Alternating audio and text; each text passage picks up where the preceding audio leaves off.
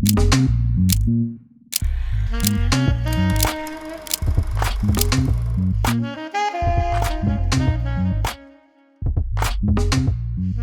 up, world? We back with another episode of Point Forward Podcast. Myself, Andre Iguodala, and my main man, Evan Turner. Yo, what's up? And I've been noticing, I've been saying we got a special guest pretty much every guest we have on. But today we have family in the building. And to any of you new basketball fans, we got real family. This guy has been doing a lot since he left the womb. We go all the way back, and I'm gonna let Evan give you kind of the accolades that he's been just racking up for a very long time in his basketball career. Y'all welcome my man Jrue Holiday. Jrue. Dang, man. I appreciate family having me on. By the way, I'm in Milwaukee. We got this game coming up soon, so I'm with my family. If you hear something, you hear some little kids running around, y'all know what it is. But man, I'm so happy to be on here, man. No, people don't see you often. Man. Yeah, people don't see you or hear from you often, but you're very loud in your presence as a basketball player, and obviously Evan and I know you really well. And what's funny is that some conversations that I've been having and questions that I have been getting, and our team has been getting, is people have been asking, how does Andre and Evan have a podcast together? Like, where does that come from? Like, where do these two people meet? So if you could answer that question for those people, how would you answer that? And that's my first question. Because you saw it. Man, these boys, dang. I don't even know if I can answer this question. I'm not even sure if y'all liked each other at first, but y'all did. Y'all was really like a big brother and little brother. Or like Dre was always messing with ET because ET would always get riled up. And like he wanted to do something back. He had a smart ass mouth, but like Dre wasn't having it. Like Dre would make you do ridiculous stuff, bro. And yeah, make him go get water and be like, drink the water first. Like that, like that type stuff. Or be like, man, like just like, little stuff. Yeah. Like a little crazy stuff. And I feel like but he also saw like how Evan came in and he was a number 2 pick, and that could be hard mentally, and I just feel like Dre was the guy who even took me under his wing and was able to like mold us into the players that we were. So yeah, but the relationship these two have is insane. It's weird, bro. It's definitely like a big brother, little brother type situation.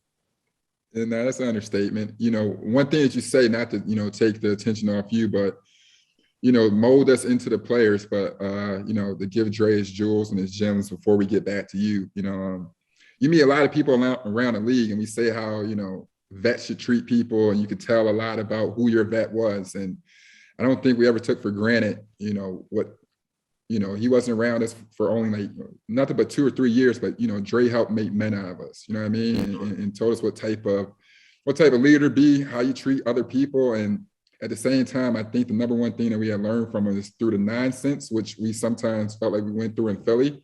We always went back. The number one thing was winning. We learned how to get back to winning, like clear out the BS when, you know what I mean? When you and I would have our wristband moments. Wristband was cold, bro. For the sense of brotherhood. I gotta look that up. The wristband was cold. We were locked down. We were locked in. But we bring up the Philly time and everything. And I know one thing that always occurs is people always say you're super underrated, but they forget little moments in Philly where you were the youngest all-star in Philadelphia history. You're a 22-year-old all-star, where guys like Darren Williams was still flowing around, Derrick Rose, Chris Paul, like who else was in the East? Like the East was crazy. I remember I used to sit next Rondo, like a lot of talent. Yeah, it was Kyrie's first year. It was PG's first year. There's some talent over there in the East. Yeah. But what did you remember most about the time in Philly, your duration during Philly, and obviously before you had the crazy All-Star year and you get traded, at the draft night for 2 picks? The first thing that comes to mind is that was like one of the first times in basketball, I felt like a brotherhood. Like I felt like it was more than basketball with our team. And that like it's not just Dre, because Dre looked out for us, but it was Thad and what he brought to the team. Yeah. Lou Will. I mean, it was Spence, bro. Like Jody we had Beats. we had such a great team. Rod Ivy, like it was so fun. But even though like through the hard times and the good times, I felt like we had this bond that was like unbreakable and untouchable. And I tell people all the time, like I legit grew up in Philly, like not just basketball wise, but like as a man, I grew up in Philly. Those 4 years like really molded me and gave me like a template or a game plan of, like you said, how to be a professional. But not only that, bro, like how you carry yourself off the court, how people look at you. And by the way, like playing in Philly ain't no joke, bro. At all. Legit. Some dude, when we played Philly the last time in Philly, some dude got kicked out for talking trash to me. And I'm like, nah, keep him in. Like I grew up here. Yeah. But I can't imagine somebody was talking trash to you though. That's crazy. In Philly. It was lit though. Like I was like, it was like nostalgic. Like it brought back, because I mean, both of y'all know what it's like. Man, when you bad and your own fans is talking trash to you. Yeah. It was like at home. Nah, I'll go back to that, just being in Philly. You know, Evan and I, you know, we had a very interesting relationship with the city of Philadelphia. Oh, they love you now. It's still a hit out on me. But what's really interesting though is we all three of us, I've heard us all say it at different times. Like I had to grow up in Philly. You know what I mean? We had to grow up. Like this is me becoming a man. This is me becoming a professional athlete. I even speak on it when I do board calls, board meetings, having difficult conversations with people from all walks of life, being able to tackle something head on. And we were talking to Michael Rubin. Michael Rubin was on the pod. And we asked him, where does that come from when you're able to have very difficult conversations? And is it from having a lot of experience in Philadelphia where you're able to you got to excel at what you do in very, you know, it can become toxic environments. But what that lead me to want to ask you was, why do you think we had so much success when we left there? Do you think they really gave us a chance to grow, or why do you think it blew up? Because Evan talks about it. Evan said something that I never thought about. We took the Boston Celtics, the original Big Three, to Game 7 of the Eastern Conference semis, and the oldest player was, I think I was 27. EB was older, but you know, the core of the young guys, we were young. Go ahead, Evan. Scientifically, age 27 and 32 is your athletic prime. Right. And we took the Celtics to a Game 7. Shout out to Rondo, because he playoff Rondo, but he hit 2 threes down the stretch. Like, do you understand what I'm saying? So when you break it down, not only was it like we all left and were able to have successful careers, like Thad Young, you know, he went on to have crazy 10 years. Played for a long time. Yeah, probably made 150 million. Lou Will left, had 3, you know what I mean? 3 6 men, you know what I'm saying? I was able to leave and do what I did. But I guess one thing that gets taken away and gets lost in the sauce a lot is, you know, we are able to do so much with, you know, technically with so little, but I used this not too long ago. We reached the same part or the same position that you know, we were sacrificed for the process. So we all went to the semifinals game. Well, I think we made it to the Game 7 in order to go to the Eastern Conference Finals. And it's kind of crazy how you go to different teams, or ever since then, coaches will always ask, like, why did they break that team up? You guys were so good. You were so young. You had so much talent. And it's like the head of the head said that we had peaked. No, and it's funny. I don't know if you knew this, Jrue, but like it's almost as if I wanted, like, do you realize who you are? Because it resonated with me when Coach Spoelstra, when I played in Miami, he was like, he said, you were an MFer on defense. Like, I schemed around you and Jrue Holiday, and you guys had some amazing defense, and we had to scheme around you guys.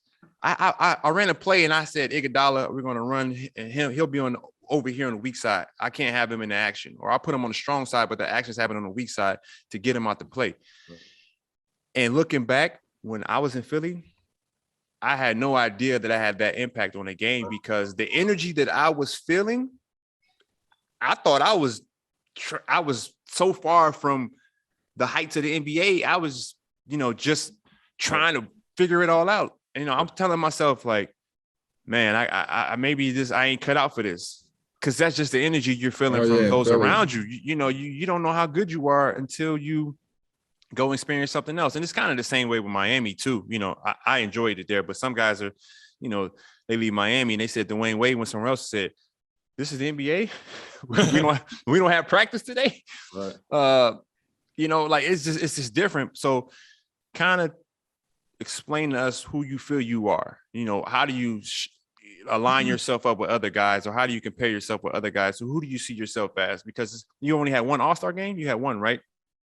One. But do you know how other guys in the league talk about you? Kind of, walk us through what's going on in your mind. So I'll take it back to like the time I got traded.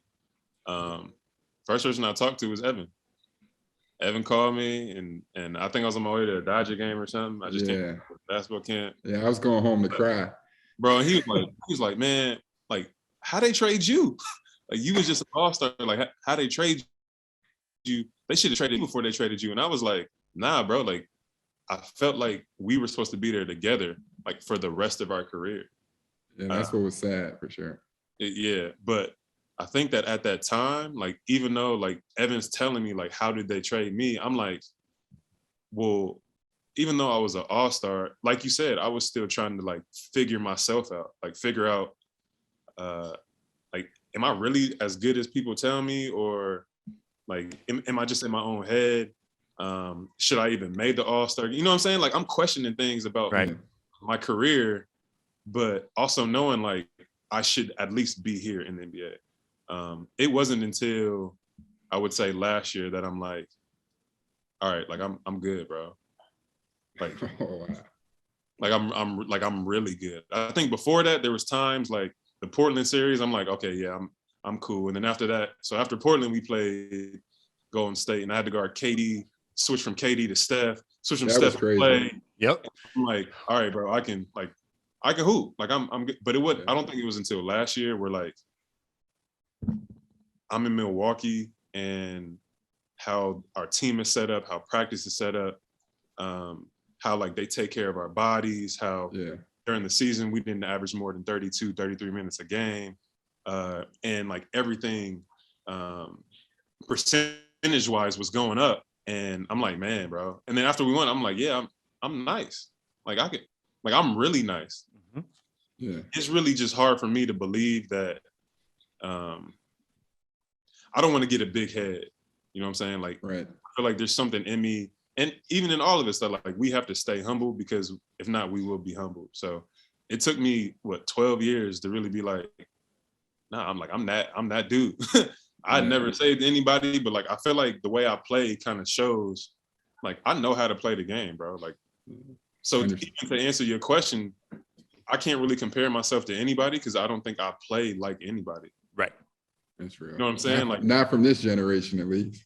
Exactly. You know what I mean? Facts. And as much as I love this generation because of how much we get paid, or like how good the NBA is to like for publicity and marketing and all that, I do feel like I should have been in like the 90s. Like I should have played in the 90s. I should have played where like, yes, sir, you can be more physical, and flopping wasn't really a thing. And so sometimes it's sickening to me, and sometimes I'm like, man, I wish I could flop, but like there's just something in me, and a part of that could be from Philly. Like, no, that's coming from Dre.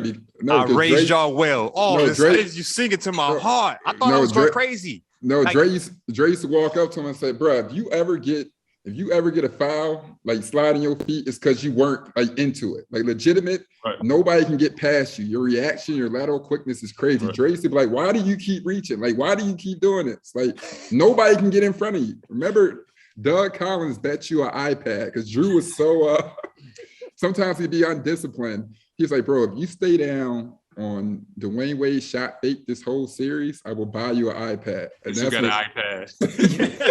Jrue wasn't going for anything. What? But Jrue, but Jrue, you're right, bro.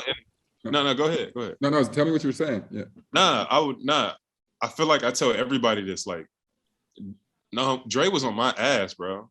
Dre would tell me that all the time. But he also knew, like, I had too much going on in my brain. Like, there's so many things that I wanted to try. There's so many things that, like, I wanted, you know what I'm saying? Like, you would try it. So I was like, bro, we in a real NBA game. Jrue throwing it behind his back, underneath his legs. He in a layup line with Twizzlers. I remember I used to talk to, because they used to talk to us in the front office. I'm like, look, bro, I know I got my problems, but I didn't have no damn Twizzlers in the layup line. But he was going crazy. I'm shooting left-handed. I remember somebody came down and was like, I think it was Doug, was like, don't do that no more. Or I was dancing. I was dancing during layup lines. He's like, man, you got to lock in. Like you got to take this seriously. And I'm like, man, that's how I don't know. That's how I play. Like, I think that way. But Dre would always tell me, bro, like, not reaching, like, just be solid. Be solid and you'll be great. And it took me a while to figure out what he was talking about. I won't lie. But you learned it, bro. And Dre, I used to sit right there, and Dre was like, bro, you one of the best defenders. This is like 2011, 2012. Right. You one of the best defenders I've ever seen. But I want to take it back to, like, you brought up the Portland series where people started to really get to know you. And obviously you swept us back in, what was it, 2017? Something like that, yeah. You swept us back in 2017, and people were screaming about, your success against, a top 75 player, Dame Lillard, one of my favorite, teammates I ever had. And, obviously they were screaming about, the guard play and the dominance. And, one thing that came from that series, or could have even been a trending topic, is like, Jrue Holiday is so underrated. He's so underrated. And I remember having conversations with your dad, even going back to your high school days when you were amongst this a beautiful class in the city of LA. DeMar DeRozan, who was it? Malcolm Lee, Brandon Jennings. Yeah. So 6 All-Americans out of one city. And I remember, being from a distance, in college, and the biggest name was DeMar DeRozan and Brandon Jennings, even though you won 3 state championships, correct? Yeah. You were National Player of the Year in 2008. Your wife was too. Played them all in high school too. Like, even like Larry Jrue, like, bro. Oh, wow. It wasn't like I wasn't playing them, bro. Like, no, yeah. We would play them all the time. Yeah, and that's what was so crazy. And I remember hearing your dad say something in regards to, I'm like, man, was Jrue like going head to head with them boys back in the day? And he said, bro, Jrue been killing these boys for years. So he won't say it. He won't say it. I said, man, but Jrue been eating them up for years. I love Pops. He's like, bro, I don't even know how the media came up with it. He's like, Jrue won't say it, but like, that stuff been old. That's been done. We already wiped them off our list type stuff. And when I go back to speaking on it and all the accolades you have, even me and Dre were talking earlier, the way you won a championship, and literally a week later, 2 weeks later, you show up to Tokyo, and your presence, your elevation basically brought home a gold medal. Like, when it comes down to it, a lot of times, obviously, you get the money, you get the max contract and stuff, but what keeps you going in that sense? When you could get down on yourself and be like, bro, where's my respect at? Like, why do people keep saying this? Or do you ever get shocked when people are like, hey, you had a great series versus Steph Curry, or you could guard KD, or, you outplayed Jrue Holiday, and I mean, you outplayed Damian Lillard. And it's like, people forget the 2011 Adidas commercial that you had with you, John, and that boy Jrue, like, and Dame Lillard, so I always wonder, sorry for dragging out the question, but we got to give you your respect and make sure people comprehend who they're talking to, because this isn't an overnight thing. This your second max bag. And I was in Philly with you where you told them, forget the contract discussions with, see if you can get more money than Ty Lawson or Steph Curry. You're like, I don't need all that money. Right. Like, there was some quiet confidence that came from there. And I'm trying to, I think some of it was faith, just how I was raised. Again, just being able to try to stay as humble as possible. But I think there's this, there's like this greatness in proving people wrong. You know what I'm saying? Like, just like staying low, staying to the ground, and proving people wrong. So then it's not a shock to me. It's not a shock to y'all, because like, y'all grinded with me. Mm-hmm. Like, know where like we came from. Like, we learned from Dre, and Evan. Me and you literally grew up together. You know what I'm saying? In this league. So right next to each other too. So like, I think the people that I'm close to, and they know like what we went through, what I went through, they keep me going, bro. Like family keeps me going. And the people that don't know me and that have questions elsewhere, or they're always like, oh, you know, you came out of nowhere. It was like, nah, I've literally been doing this. Like like even you talking about the first thing we talked about on here was defense. And then I don't get my first defensive team until what, 2017 or 2008. I would have threw that bad boy in the water with Muhammad Ali with his gold medal. You know what I mean? Like, but it's like you said, like after that, people are like, man, like I didn't know you played defense like that, or I didn't. I'm like, I've literally been. If you go back to me in high school, I used to strike fear in people, like playing defense, not even offense, playing defense, like whole teams. Yeah. So it's like that was never. It was always fun proving somebody wrong, or it was always fun hearing like, oh, well, like you kind of came out of nowhere. I'm kind of like, man, you dumb mother. Like, right, you never been here. It was like, who was this guy from the Steelers that's always lifting crazy weights? James Harrison. Yeah, James Harrison.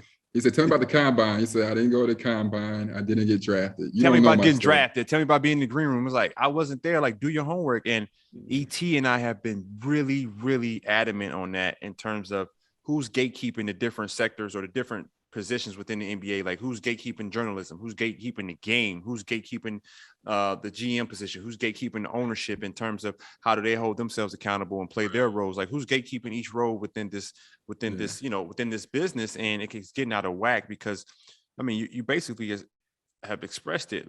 Where has the defensive, presence or the defensive genius of the game gone? Because it's almost like you have to be outspoken like a Draymond or Patrick Beverly or Tony Allen to get the type of respect. And you miss out on guys who were kind of like the quiet killers. And that leads me to my next question. We talked about this with Steph Curry. Steph is a very humble guy but he's loud offensively. So he's able to be humble because, the highlights speak for themselves.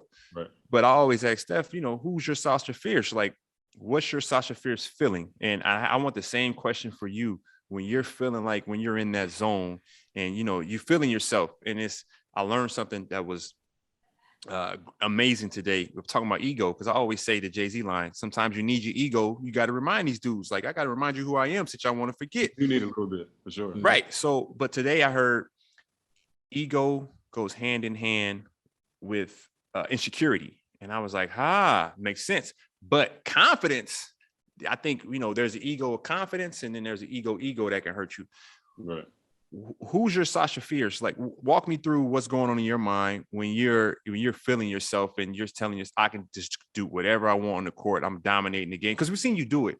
I don't know. Did you see the team in the Olympics before you got there versus when you were there? And, kind of walk me through who's the Sasha Fierce for Jrue Holiday? Man, I've never been asked that question before. Know that's why you here, because you're such an amazing talent, but you're so humble with it, and it's like at some point they'll miss out on it. And I found out something today too. It's only one guard in NBA history that has back-to-back Defensive Players of the Years. Sidney Moncrief, Milwaukee Bucks. Wow. Right? No one would ever know that. I learned that today. Crazy. And we got to start recognizing, that type of talent within our game, because we're going to get lost in the sauce with all the triple step backs. You know what I mean? Yeah. Or guys shooting from half court. It's only one guy that should be doing that. Low key, Trae Young too, though. Trae Young shooting that bad boy. There's 1.5. One to me is more consistent than the other one. Yeah. Like, I feel like one strike fear in people and the other one. Of course. You know what I'm saying? Yeah. The other one can. The other one has great gamesmanship within the game. I don't want to call it gimmicky or anything like that. It just has really good gamesmanship. But one of them is just is who it is. So you're telling me that you're just humble while you're on the court. You never had those moments where you're saying to yourself like, y'all all dead. It's something gotta piss me off. Okay. Something gotta make me mad. I feel like y'all know that. Like, that's why, and maybe it was growing up in Philly, like somebody saying the wrong thing, or it could be a fan, it could be somebody on the court saying the wrong thing, and it's like, all right, I'm gonna show you. You know what I'm saying? Go ahead. Oh no, I feel like just being next to you, Jrue, because sometimes I remember your All-Star year or whatever. I remember your All-Star year. you know, we used to sit next to each other in the locker room, and I'll be looking at the board like, bro, you got Darren Williams tonight. What you think about that? Like, you gonna be like, I'm thinking he's gonna be nervous. He looked from his phone and be like, yeah, I like that matchup. That'll be good. Like, you know, I told the talk I like. No, but like, it wasn't even that. It was just real. Cause I'm like, man, you got D Will tonight. And he was like, nah, we'll be good. Or I'd be like, yo, you got Rondo tonight. It should be straight, man. You know, I got the size advantage, but we'll be straight. And he would just switch to a different conversation. I'd be like, yo, Derrick Rose is out tonight. Damn, I wanted that matchup. And like, but like when we'd go out there, he would literally kill. So I'm like, oh, he's not capping.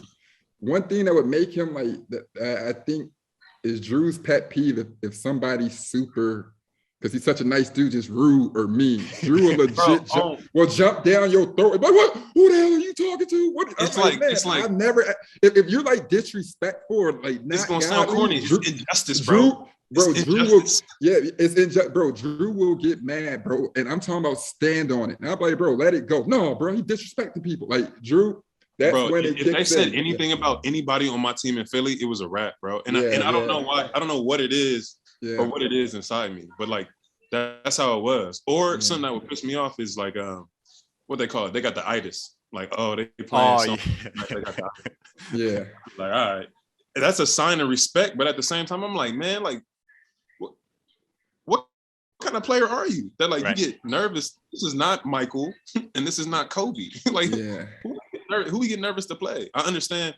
I think there's a part of me too. Like, I'm cool being uncomfortable, or I'm cool being embarrassed. You know what I'm saying? That's real. I'm okay. Which nowadays I think it's a lot harder because of social media, because of how kids grew up, and like, oh, I can't become a meme, or I can't get dunked on a crossover. I'm like, matter of fact, y'all was there when I got dunked on by Dwight.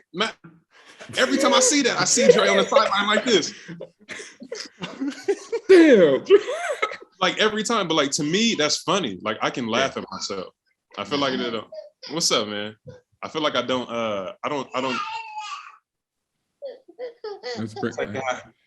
What's up, little people? What's up? Love you. Go away. Oh, you're a good father because he stopped crying when he saw you. Oh no, that's my man. That's my man, bro. No, that's my man. But I feel like there's just a part of me that's like that loves the competition, and I'm cool with being embarrassed. Like it's gonna happen to everybody. And I think I learned it when I was younger. Maybe growing up playing against like DeMar and Brandon, because like Brandon, when we first started playing music, like 5th, 6th grade, he was literally embarrassing like kids to where they didn't want to play basketball anymore. Yeah. The most dangerous kid is a little hood dude with talent. He can backflip. He got a handle, but he dunking early. You know what I mean? He know everything. Undercover cops, like you know what I mean? He would strike fear in my teammates to where like just by talking to him. And I just never, I guess I never had that. I was just always like, all right, well, if you that good, then you're gonna be that much better than me, but you not. Right. But I really couldn't tell you what like, I guess my Sasha Fierce is. It's more like I need somebody. I like the challenge and I like the experience, and I like to learn from stuff. So like if something happens or a situation happens where I ended up getting dunked on by Dwight, or I ended up getting crossed over, I learned from it so that it doesn't happen again. Right. But at the same time, I start to learn people's tendencies. And I don't know if that's talent or skill or whatever it is, like both. But, it's just comprehend. Learning like somebody's tendencies and what they like to do. I also feel like being in Philly and again having Dre, but even having Blue, that was conversations that we would have. You know what I'm saying? Like eye test. I feel like people don't do the eye test now. Like they show all these highlights. I'm like, well, show me the low light. Matter of fact, I don't even need the low lights. Let me go there in person and actually watch him, see if he can hoop. Yeah, yeah, that's real. Jrue, for people that don't know, Blue is Aaron McKee. Yeah, the coach. Yeah. No. This is for people don't know that Aaron McKee had a large impact on all our careers. Yeah. But I mean, I said Blue like we just talking. You know what I'm saying? Like it was okay. No. We got you. Drew, I was wondering. I think one thing that you obviously most people might not know, but Dre and I were speaking earlier. I think that some people ask where you got it from, but one thing I was always amazed about is, it's kind of bred in you. Like people don't understand the basketball or athletic family you come from. Both your parents played at Arizona State, right? Yeah. Your aunt played at Oregon State. Yeah, my other auntie played at Texas A&M. Texas A&M. Your sister and your younger brother played at UCLA. Your older brother is in the NBA as well, and he played at Washington. And when it comes down to it, we say a lot of brother duos and tandems, but I think y'all might be the only trio that is certified actually did it. Like not like, hey man, he was here for 10 days and woo off the bam, or this is such and such or whatever. It's like, nah, it's 3 holidays out there really getting it on their own and really killing. Like, tell us about like growing up and, the background of that, and even, the stories of, your mom. She's a basketball coach, correct? Yeah. And your first real days of balling were with her teams, right? I mean, yeah. So even going back, so my mom's a school teacher, and I've always been at school with my mom. So even in 2nd, 3rd grade, my mom was coaching older girls or whatever. Like that was the first time I seen scout teams and all that. Like the girls playing against scouts. Wow, okay. Well, I would play against the girls as like a little kid. You know what I'm saying? Mm-hmm. Me and my older brother. But I think that helped us out, experiencing something different, and it just being around basketball from the beginning. My dad loved defense. My dad would have us outside. We had like this little brick ledge, and we had to like do like step up or like jump ups on the brick ledge. We'd be in our garage where the washer and dryer is, doing wall sits, like squatting, doing wall sits. Yeah, like Pops had us doing a lot. I couldn't beat my mom till I was like 12, and I was taller than her at that time. But like she was so smart using pump fakes, knowing that like I'm bigger than her and I know I can block her and do all that. So she was hitting me with pump fakes, all this, all that. And I'm like, man, she's really like, she better than I thought she was. but growing up playing with my brothers and my sister, we would always do. And it'd be like me and my little sister, or it'd be like me and my little brother, by the way, who's 6 years younger than me. Yeah. Me and my little brother versus my little sister and Justin. And Aaron was so little that Lauren used to like whoop his ass. Like how like the little bro, like she would destroy Buddy. So even playing made it competitive, because like it made me I had to be better than Justin and my little sister. Like it wasn't 2-on-1, but it was kind of like that at times. Yeah. So that's kind of where it started off getting competitive. My dad would always be like if we would work out, he'd be like, look, if you don't want to be here, let me know. Like, I'm not forcing you to play. Right. Know that from the top. Like, right. I'm not, you have to play because you love it. And I feel like I've always held that with me and respected that. But growing being like 14 months younger than Justin, I always had a safety net. Like my older brother looked out for me, where like if I, like sometimes you go somewhere by yourself and it's an uncomfortable situation, I always had. Yeah. So it was never really that uncomfortable. And I feel like that helped me a lot. So then it came a point where we would play basketball and people were saying like I was better than him. You know what I'm saying? So that's like, what I want to know about. That's what I want to know about. Like, how did that dynamic work? Because that's a big thing. You and Justin are a year apart. Like, and Dre's a year apart, and my brother's a year apart. And when it comes down to it, like, to hear that, to accept that, and your number one competition, like, that's a big thing. And he never made me feel bad for it. He never like brought it up to me, or he never made it known like, well, he my little brother still out. You know what I mean? Like he never did that. And he always, I wouldn't even say accepted it, but he made it like it was okay. Mm-hmm. You know what I'm saying? I think a part of that also showed me how to be humble, because he took a lot of the heat just because I learned a lot from him. Yeah. Like, who was he learning from? He was learning from my parents and whatever, but like I had an extra person that I had to learn against. Yeah. Yep. He was older than me and more athletic than me. And there's things like when we played, I had to like throw it up higher with my left because he was blocking it. And he's longer. Yeah. Doing all that. Yeah. So, So even playing against him helped me out so much. And like, I give him his flowers as much as I can, because I wouldn't be here. That's beautiful. Without him. And then it came a point where, like, I'm in the league. Let's say my rookie year. Justin is still in college. Yeah, I remember that. my sister's in high school, but my little brother's in like 7th or 8th grade.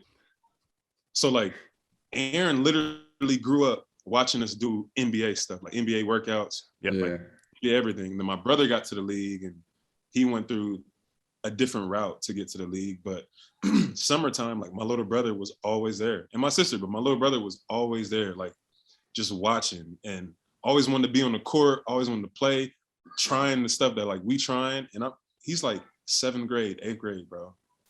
And it wasn't until I want to say his sophomore year in high school where he would start like doing these step backs and all these moves. And I'm like, you nice. But don't forget, bro, his first summer league game as a freshman, he threw up 53 too. Yeah, so, facts. Like you remember, you remember that? Facts. Yeah, it was crazy to see, like, just how little he was and how like he couldn't do nothing with us, and then how quickly it became like, all right, maybe he was paying attention, like maybe he was, you know what I'm saying, like maybe he was learning. So it was cool to see kind of like how he grew up, and then how kind of all of our paths went like this, and we got to the league in different ways. But at the end of the day, I think the formula was the same.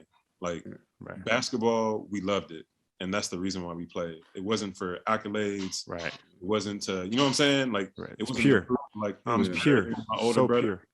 Pure. And I loved it, and that's another reason why. And maybe this is a conversation for a different time.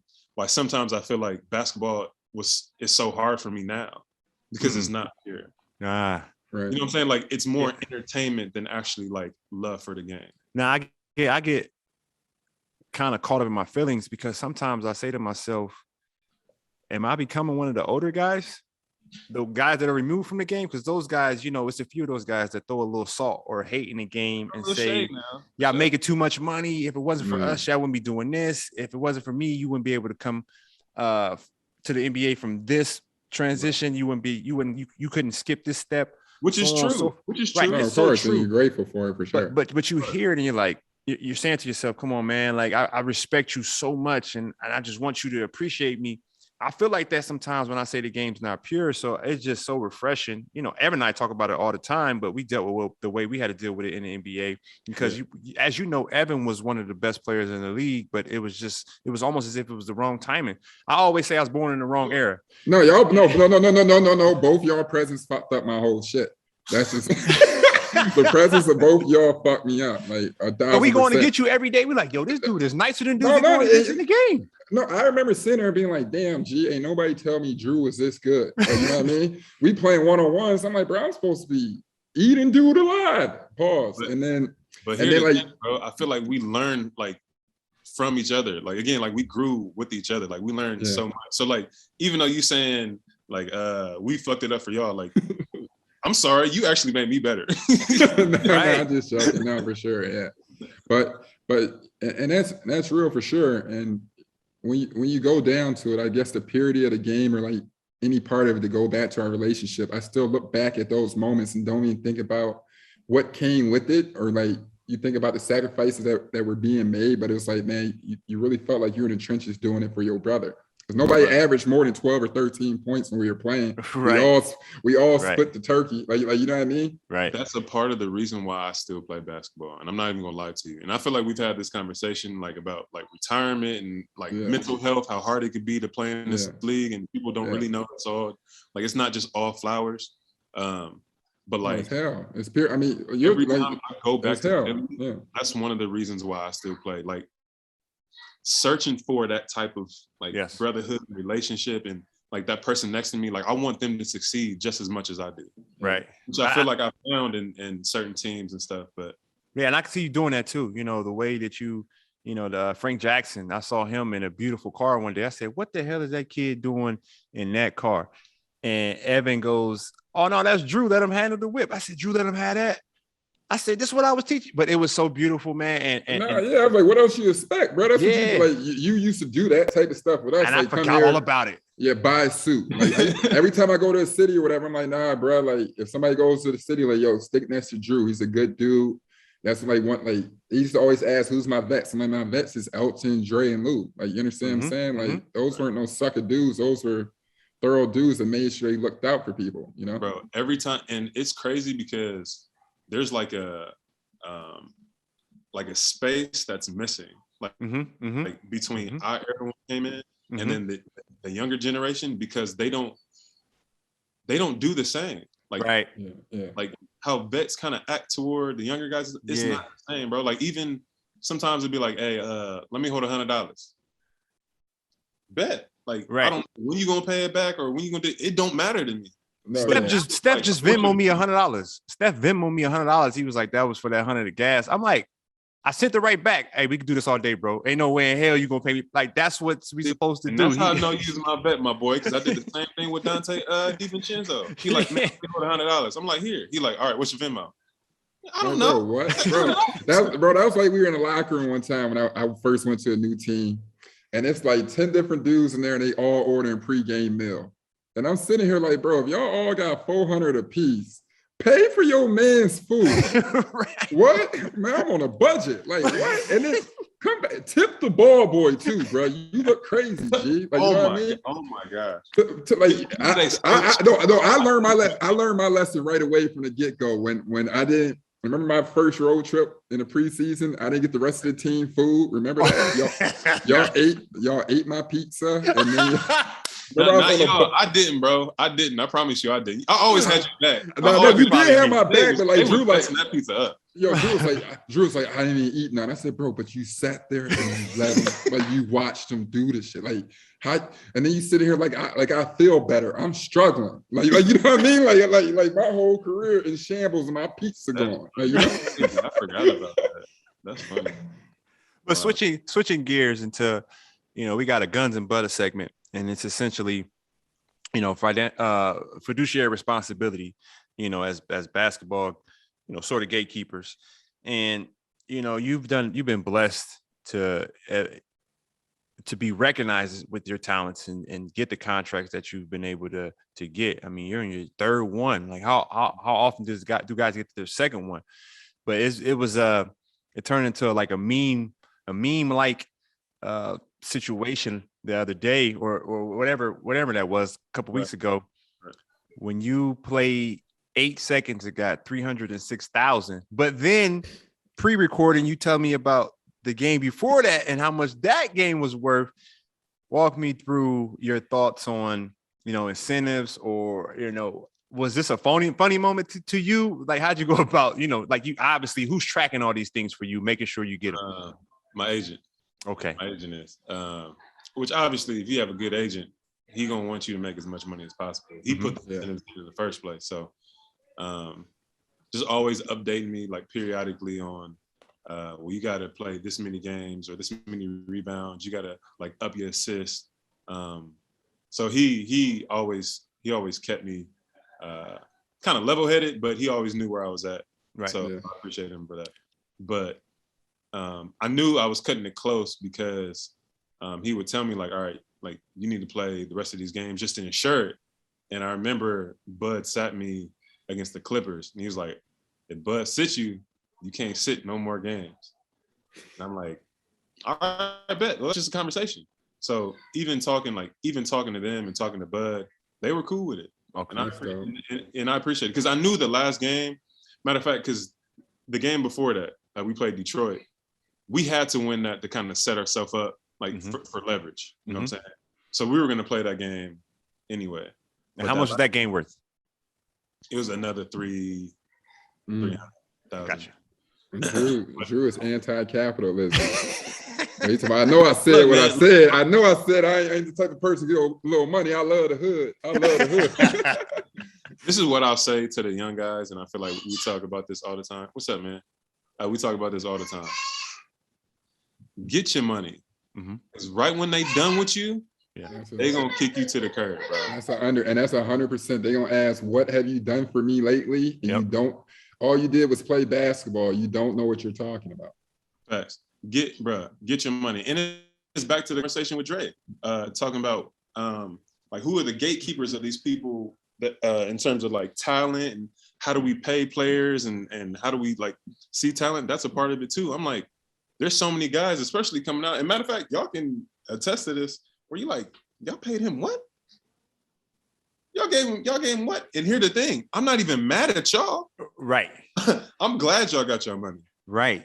Yeah. And take as much as, bro. If you could steal money, steal as much as you can. That sounds so black, but like, No, not steal, take. Not steal, take. Accept. Sign the contract. Bro, accept, and don't accept as much money as you can. It seems like the winners always take the short end of the stick because they pit us against each other.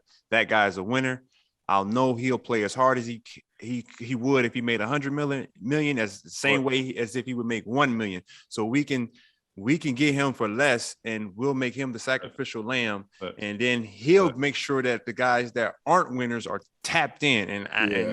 It's two different markets. It's a franchise player market, and then it's kind of like the middle of the pack market of like, all right, who can I get for 20 million lesser? So now the rest of the team can't be like, well, he bought in, like, you know what I'm saying? Right. It's kind of like what you said earlier, though, Evan. Like my first contract, I wasn't worried about the money because I really wanted to win. I was that player. Yeah. But I'm sitting there like, bro, you're bugging. You're better than Ty Lawson. And at that time, I was like, you're better than Steph Curry too. If they're getting 48 million or 44 million, tell them to go give you 50.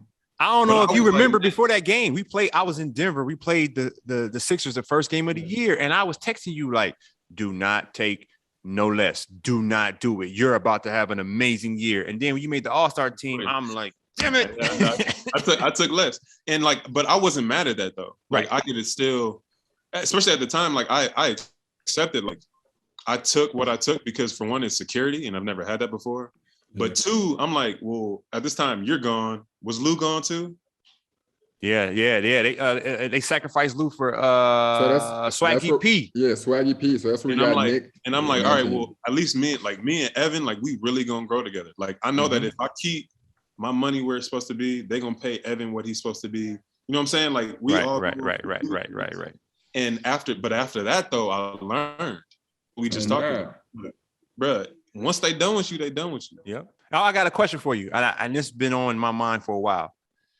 We talking about that it's incentive you got. You know, you got $300,000 for the Detroit game, and then $300,000 for that last game you played a couple of seconds. I think that was Cleveland. Forgot what game that was. But does your agent get a percentage on the incentives that you get? Bars. I'm pretty sure. But should they? I'm pretty sure. Should they? You know what? And maybe just because I'm a nice guy, I love my agent. Yeah, but he loved you too. No, but to keep it a being, absolutely though. I feel where Jrue's coming from because sometimes you better love you, damn it. yeah, but you sit with your agent and be like, man, you getting this whole 2 or 4%. But then when you look at it, they do really be going hard for you. Like they might be mad, like they fucking you over, and it's like, I mean, I guess, but I guess, but.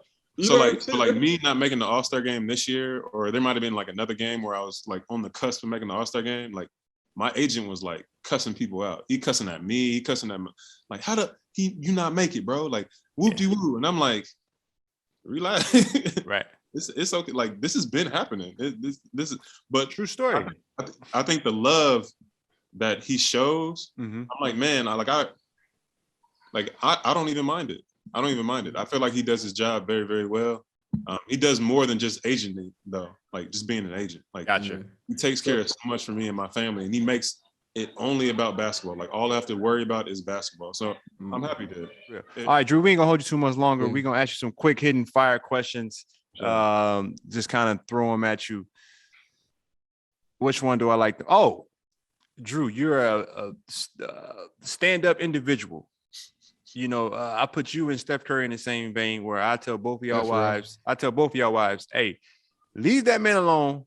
You ain't got to worry about nothing. Yeah. I ain't never heard either one of y'all say that even Beyonce was beautiful. There's only one beautiful person according to both of y'all, right? So with that being said, on what occasion does Jrue Holiday lie?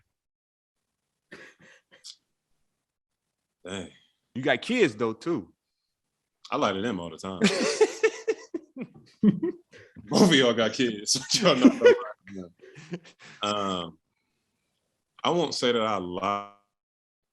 Sometimes I stretch the truth, or like, again, like, so now that I came into some money, there's things that I like. Like I like clothes now. Like y'all were on that way before I was on the fashion tip. I like clothes, but I like cars. And I can like last year because we won, and then after that went to Japan. I ordered a couple cars. A couple? Oh, get it. And I didn't tell my wife. Man, and then one good day, for you. I had to tell her, like, because we share. Again, I'm the type to share. Like me and my wife have the same. We share money. We have the same. Yeah, of course, don't repeat that. Don't repeat that. But go ahead. You funny. So she looked at something and was like, "Man, what's this? Like, what's this chart for a Porsche?" I'm like, "Oh, I forgot to tell you. I ordered a girl. Girl, you wouldn't believe it. Not too long ago, and then I was like, "Yeah, you know." And she's like, "When did you do that?" Well, it was right after I ordered the Yaris, the Lamborghini Yaris. But it was literally like 2 months after, and she was like, "What?" So I won't necessarily say that I lied, but like I'll stretch it a little bit. That's wow. All right. So damn, that took up my question. Okay. All right. What's your favorite piece of? Have you gotten a jewelry or no? What? Jewelry. Have you gotten into jewelry? Like jewelry? Nah, bro. You know,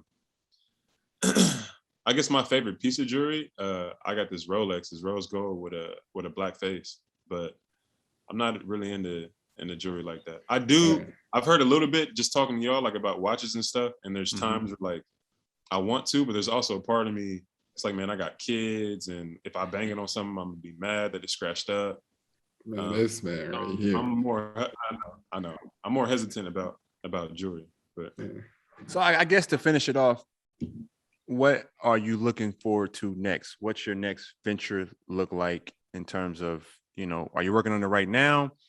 You know, what do you want to get into when you're done playing basketball? Is it within the game? Is it outside the game? You know, foundation, you know, your philanthropic impact, you know, kind of tell us your vision when you're done.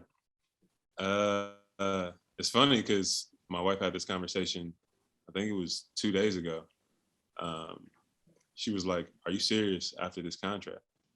Like, are you serious about retiring?" I'm like, "Yes." Like I feel very strongly about it. She's like, "Well, you need to, like, what do you want to do? You need to start thinking about it now." And I thought about it, and I have no clue.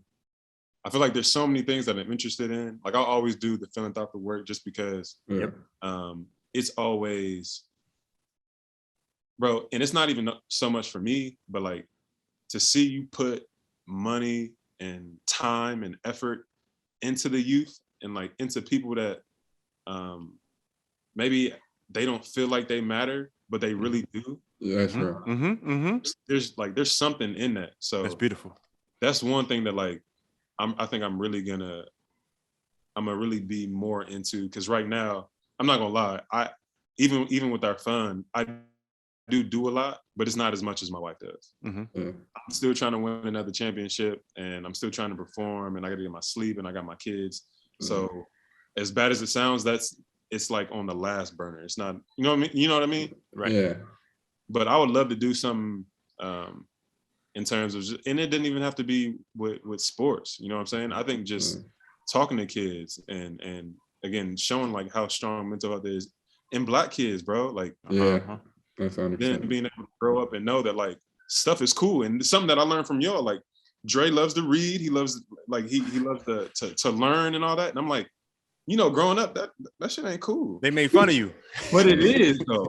Like, to become more knowledgeable is cool, bro. And then even like stuff with music, stuff with art.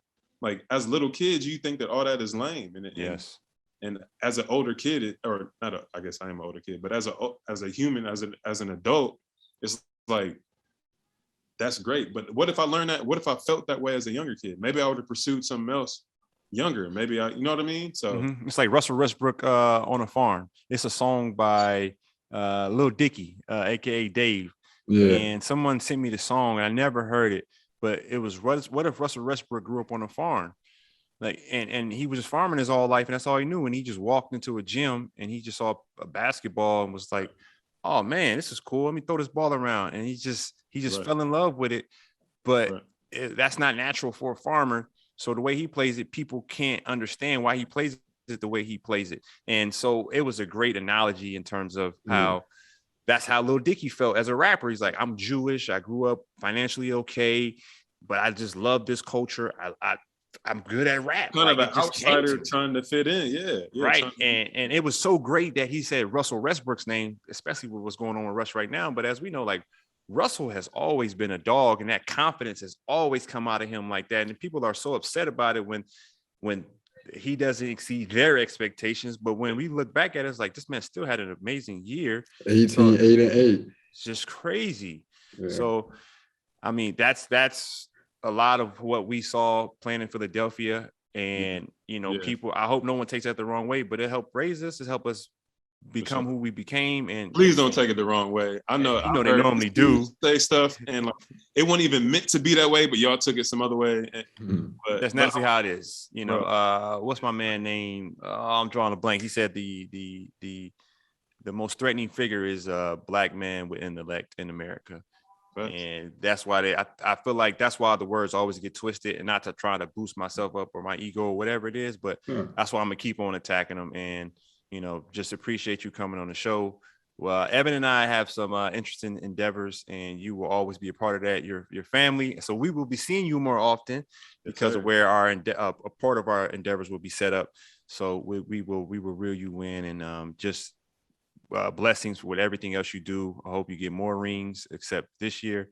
And I'm still playing, so I'm trying to get one. I hope we can sneak another one out if we can get our stuff together. So thank you, my brother. I'm on my way out. You not. That's fine with me. I'm still okay. My brain still works. And Draymond said most athletes are dumb. So it's proven true. You know that. You've been speaking on it. So, you know, hopefully I can outsmart my way to a championship.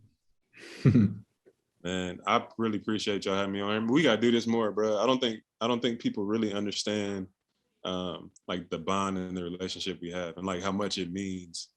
Not only to maybe the fans out there, but like to me. Like I don't think people really know how close we were and like where we started and the things that we went through, bro. Yep. Yeah. They don't know what we went through. I don't think people really.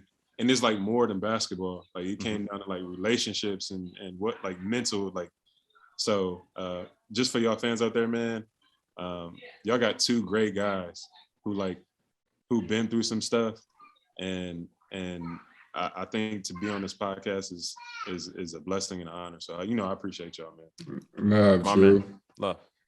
Love, bro. Appreciate you, love. Bro. I forgot about show your love. Man, that shit, bro. That whole time was. Lou came up. Then Lou came up with that, right? I think so. And they tried not to. It was almost like a backhanded diss. Like, come on, man, show your love. We really doing what y'all thought we couldn't do. Show y'all love. And they start selling them shirts, and I'm like, hold on, man, y'all ain't get approval for that. Nah, but at least got 10%. Yeah, but they told me it was sponsorship or whatever. Some weird like that. But he smartened up because he got his Lou Will Pepper wings from Magic City when they tried to do him dirty. The league tried to do him dirty, and I'm happy he got his justice. But he get a percentage of them wings, man. He was really just going to get some. He just did a Grubhub takeout instead of delivery, and they try to say he went to the strip club. It's crazy. That's wild, bro. You know, it's crazy. I defended him to everybody. You know, because like if you don't know Lou, right? You know that like he loved it, like.